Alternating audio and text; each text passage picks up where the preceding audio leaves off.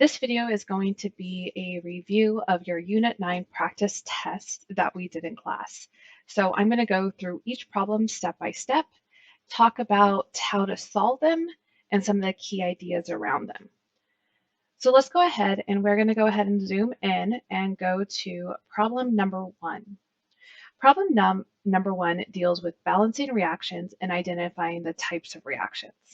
So you see that you have 3 different types of reactions to balance and then to identify. You want to be able to remember that you have 5 types of reactions. You have a combination, a decomposition, a single replacement, a double replacement, or a combustion. So let's go ahead and get started and start by balancing some of these reactions. When you're looking at the reaction, the goal of balancing a reaction is to have the same number of types of atoms on each side. So if you have 2 copper atoms on the reactants and 1 copper atom on the products, we need to balance it out. And in order to balance it out, you need to make sure that you add the coefficients in front of the molecules. The first step for doing this is to be taking inventory. So I like to take inventory by identifying the compounds or the atoms underneath the arrow. So we have copper and we have oxygen in this reaction.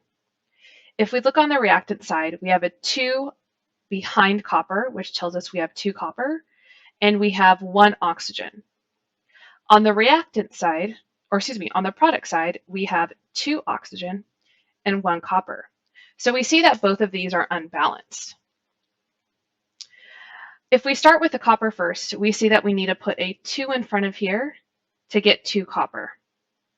If we move down to our oxygen, we see that we need to add or need to change the number of oxygen on our reactant side to 2.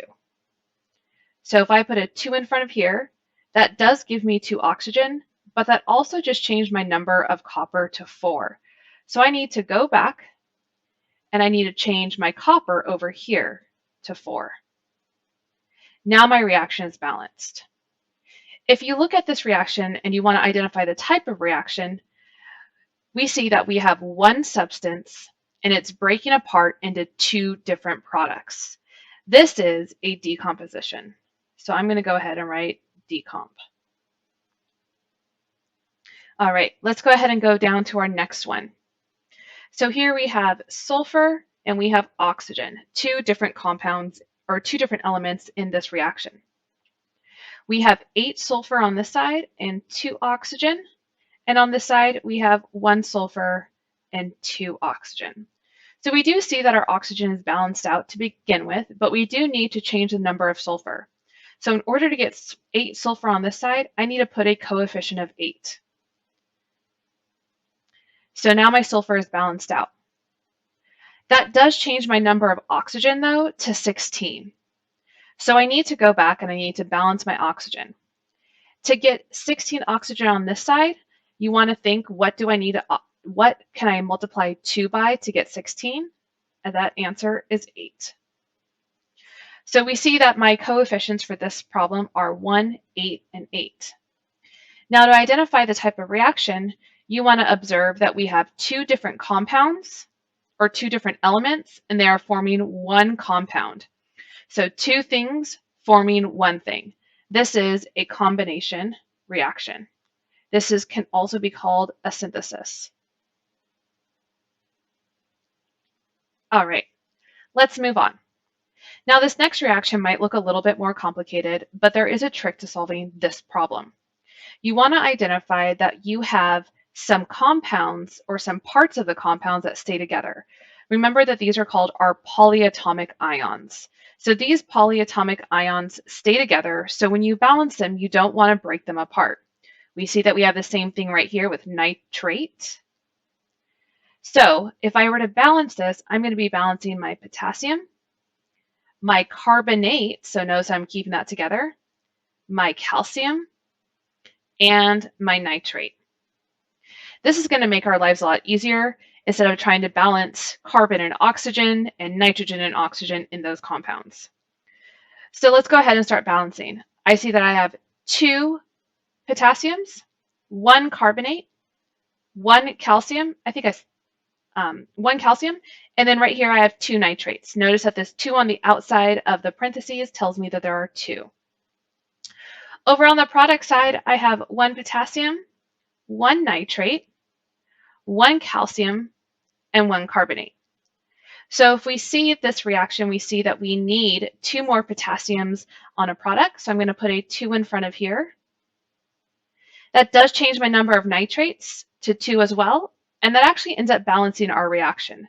So we see that by keeping those together, it actually makes our lives a lot easier and a lot simpler to balance. Now, if you look at this reaction, you see what's happening. What you kind of see is if I were to kind of identify these, let me grab a different color. If I were to identify these as like A and B for the 2 different parts of this, and then C and D, what you see is that they are exchanging and kind of swapping partners. This type of reaction is a double replacement. So you see that you have potassium replacing calcium, and you have calcium replacing the potassium. So this is a double replacement.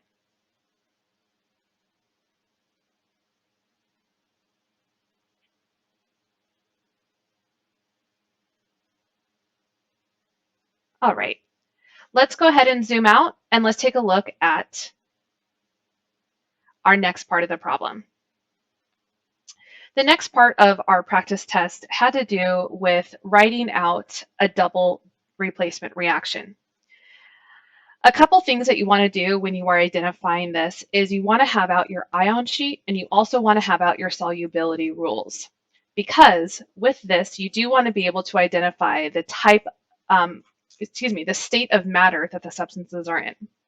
So the first thing I'm going to do is I'm going to identify the charges of each of these different compounds. So I have 2 compounds. I said that we have a solution of silver fluoride and magnesium chloride are combined. So the first thing I want to do is I want to identify this. So silver is Ag with a plus charge. Fluoride is F with a minus charge. Magnesium is Mg with a 2 plus charge. And chloride is Cl with a minus charge. So remember that when you are writing these compounds, you need to pair up your ions so that when you add the charges together, they equal 0. Now Ag and Fl with a minus, we see that those will bond in a 1-to-1, so it's going to be Ag, F. And if we look at magnesium, we see that magnesium has a 2 plus charge, chloride only has a negative charge. So if we want this to add up to 0, we're going to need 2 chloride ions. In order to show that in a reaction, it's going to be MgCl2. Now, we are told that these are solutions, and the word solutions means that these are aqueous. So you can double check using your solubility rule sheet, but it is given in the problem that these are aqueous. Now, what you want to do is you want to take the positive charge ion of one and the negative charge ion of another, and you want to form that bond. So we're going to bond those 2 together. So notice that we're swapping partners. So this is going to be Ag, Cl. They're going to bond in a 1-to-1 since it is a plus and a minus. And then I'm going to do the same thing. So I'm going to bond my magnesium to my fluorine. You want to make sure that you always write the positive ion first, your cation.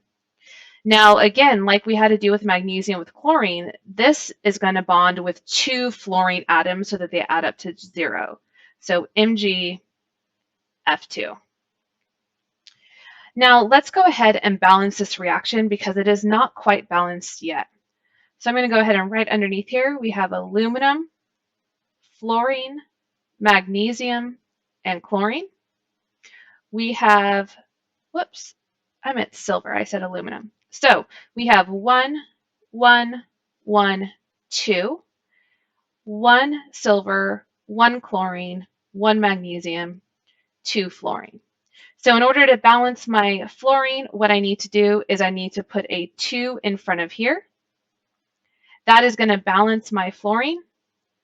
I now have 2 fluorine, but that did change my number of silver. So now I need to go back and I'm going to put a 2 in front of my silver chloride so that I can have 2 silver, and that also changes my number of chloride to 2, which ends up balancing it out. Now we do want to identify the states of matter of our products. So again, using your solubility sheet, if you look up silver and you look up fluoride, silver and chloride, what you see is that that is a solid. Remember that we call this solid a precipitate. Now, if we look up magnesium and we look up fluoride, what we actually see is that this actually ends up being a solid as well. So we actually form 2 solids according to our solubility rules. All right, let's go ahead and zoom back out, and we're going to go ahead and work on the last problem, which actually has kind of 2 different parts. Our last problem has to do with both redox reactions and stoichiometry. One of the important things to remember about redox reaction is one of your 2 mnemonics that could be helpful. So remember that we have oil rig, which stands for oxidation is losing, or reduction is gaining, or you also have Leo, the lion goes grr, and that stands for losing electrons is oxidation, gaining electrons is reduction. That's going to be important when you start to identify what is being oxidized, what is being reduced, and then writing your half reactions. Now, in order to start this problem, one of the important things is to identify the charges, because to identify the charges, or once you start identifying the charges, that's going to allow you to see what is gaining and what is losing. Iron right here is by itself, and so that actually does not have a charge. I'm going to write that a little bit smaller. So it actually does not have a charge, so we're going to go ahead and we are going to put a 0 on top of that. So we're going to go ahead and put a 0. Now, if we look at this compound right here, and if you look at your ion sheet, you might notice that copper can take on 2 different charges. And so it's not quite clear what charge it's going to take on. However, we know that sulfate is a 2- charge, and if this is bonded in a 1-to-1 ratio, that means that this copper has to be a +2 charge.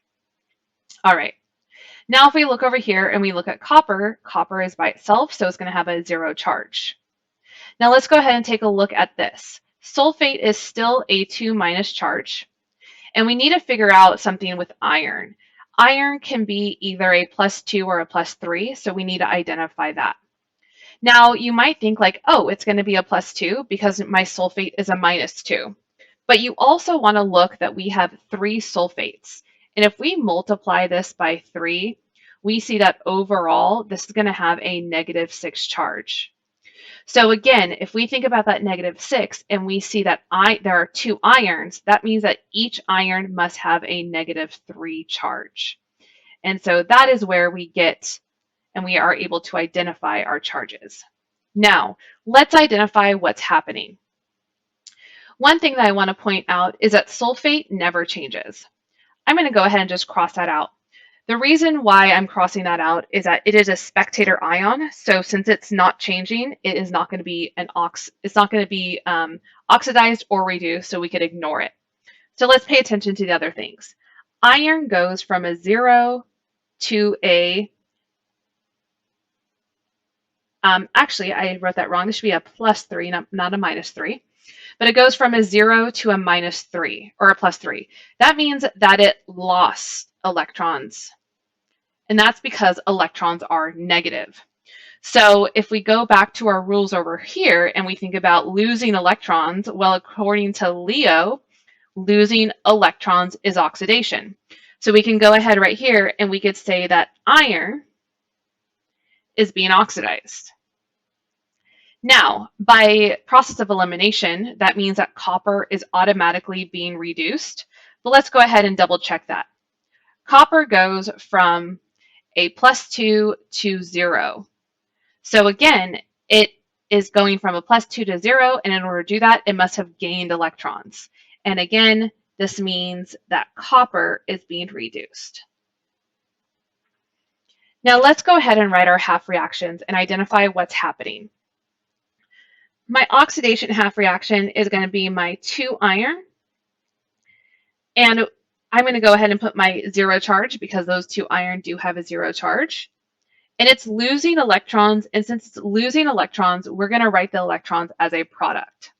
So we have 2 iron, and we're going to have 2 iron with a 3 plus charge. Whoops. And it is going to be losing 6 electrons. And the reason why it's 6 is because we have plus 3, so each iron is going to gain 3 electrons, but there are 2 total iron atoms, so it's going to gain, or excuse me, it's going to lose those 6 electrons.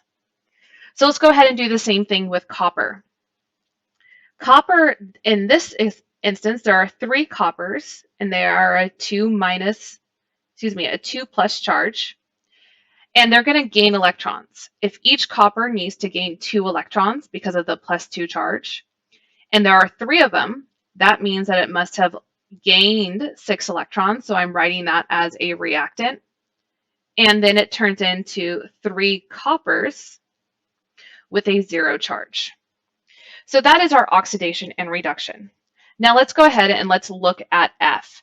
F and G both have to do with stoichiometry, dealing with the reaction that we have up here. So one of the things that you want to identify first is what are the 2 substances that you're converting between. So our question says, how many moles of copper would be produced if 5.78 moles of iron were consumed? So notice that we are going from copper to iron, and we're also going from moles to moles. If we're going from moles to moles, we just need a mole to mole ratio. And if we think about our mole to mole ratio, that is based off the coefficients in the balanced chemical reaction. So if we look at our coefficients for this reaction, we see that copper has a coefficient of 3 and iron has a coefficient of 2. What that means is that 2 moles of iron are going to produce 3 moles of copper. So we're going to use that as our conversion factor to convert between our moles of iron into our moles of copper. So start with what's given in the problem, 5.78 moles of iron. You could also put, let's go ahead and put Fe just because I think that'll be a little bit easier. And now we're going to plug in our mole to mole ratio. Now you want your moles of iron to be at the bottom so those units cancel out. And we said that was 2 moles. And again, that 2 came from the coefficient in my balanced chemical reaction and is to 3 moles of copper. I'm going to cross out my units. And in order to solve this problem, I'm going to multiply across. So I'm going to multiply my 5.78 times 3, and then I'm going to divide it by 2. So make sure that when you plug it into your calculator that you double check that you plug everything in correctly. And you will get 8.67 moles of copper. All right. Now, our next problem is a little different. So it says how many grams of copper would be produced if 0.225 moles of copper sulfate were consumed. So notice that we're going from copper to sulfate to copper. So if we look at those coefficients, we see that it is a 3:3 molar ratio. But we are asked to find the grams of copper. So the minute that you see that grams is being involved and we're trying to find the grams of something, we're going to need the molar mass of copper in order to convert the moles of copper into grams. The molar mass is found on your periodic table. And so if you look at the periodic table, we see that it is 63.546 grams per mole. And so that's going to be our conversion factor that we're going to use. Now, start the problem again with what you're given in the problem, which is 0.225 put a 0 in front, 225 moles of copper sulfate. We're going to go ahead and we're going to plug in our mole to mole ratio. And again, it's 3 to 3. So it's 3 moles of copper sulfate to 3 moles of copper.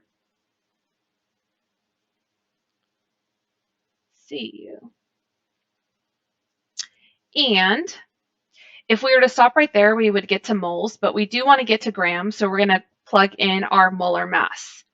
When you plug in your molar mass, notice that your molar mass is always per 1 mole. So we're going to have our 1 mole of copper at the bottom so that our units cancel out, but my 63.546 grams of copper is going to be up top. My moles cancel out. So if I think about this, I'm going to be multiplying everything that's on the top, the 0.225 times 3 times 63.546, and then I'm going to divide it by 3. Once you do that, you get 14.30 grams of copper.